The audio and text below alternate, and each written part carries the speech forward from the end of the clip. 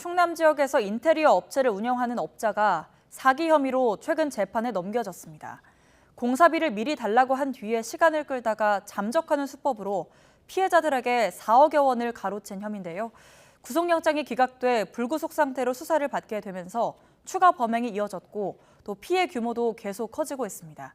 제보는 Y 양동훈 기자입니다.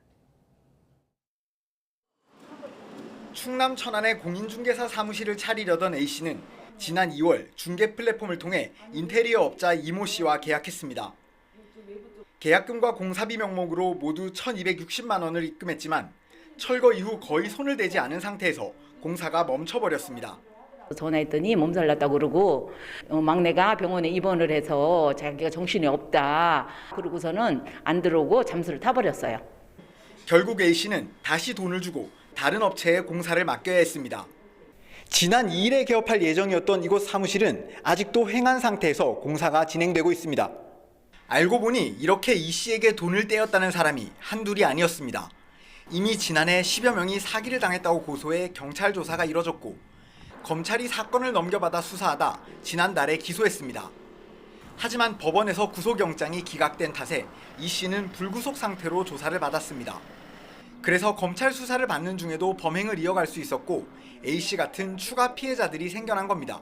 정신 못 차리고 계속해서 이렇게 사기치고 다니는데 좀 공권력에서 이런 것들을 사기치지 못하도록 좀 강력하게 좀 막아주셨으면 좋겠어요.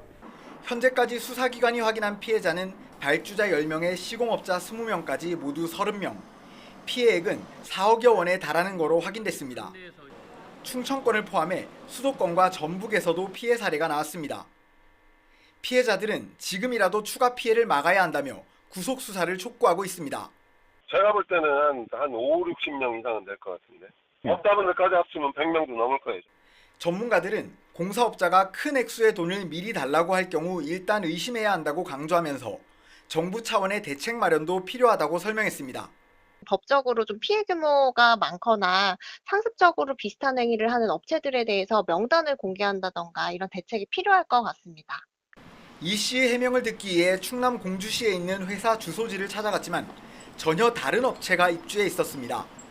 전화와 문자로도 여러 차례 연락을 시도했는데 닿지 않았습니다. 경찰은 이미 재판에 넘겨진 범행 이외에 여죄가 더 있는지 계속 수사할 방침입니다. YTN 양동훈입니다.